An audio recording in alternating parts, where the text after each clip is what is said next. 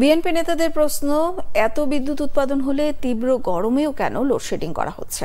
তাদের অভিযোগ, বিদ্যুৎ উৎপাদনের নামে জনগণের টাকা বিদেশে পাচার করেছে ক্ষমতাসীনরা।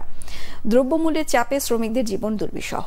অগণতান্ত্রিক শ্রম আইনে মালিক স্বার্থকে প্রাধান্য দেওয়া হয়েছে বলে অভিযোগ করেছেন বিএনপি নেতারা। রিপোর্ট সিকান্দার রেমানের। সাবেক মন্ত্রী ও জাতীয় নেতা সুনীল কুমার গুপ্তের স্মরণসভা হয় ঢাকা রিপোর্টার্স ইউনিটিতে।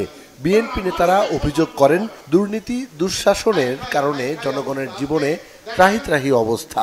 হামলা মামলা নির্যাতনের অভিযোগ করেন তারা। প্রচণ্ড গরমে লোডশেডিংয়ের সমালোচনাও করেন বিএনপি নেতারা।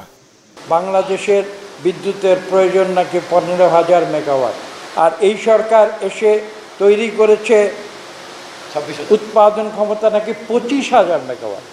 তাহলে আমার ছোট্ট প্রশ্ন, তাহলে বিদ্যুৎ যায় কেন? কেন বিদ্যুৎ সংযোগ বিচ্ছিন্ন হয়? পাওয়ার কাট কেন হয়? পাওয়ার কাট হয় এই কারণে যে সেই 25,000 মেগাওয়াট বিদ্যুৎ তৈরির জন্য জনগণের ট্যাক্সের যে টাকা দিয়ে এই ব্যবস্থা করা হয়েছে, তার অধিকাংশ অর্থ বিদ্যুৎ উৎপাদনের কাজে না লেগে বিদেশে লক্ষ কোটি টাকা পাচার। এদিকে বিএনপির সিনিয়র যুগ্ম মহাসচিব রুহুল কবির রিজভী বলেছেন, বুধবার শ্রমিক দিবসে বিকেল 3টায় নয়াপল্টনে শ্রমিক সমাবেশ করবে বিএনপি।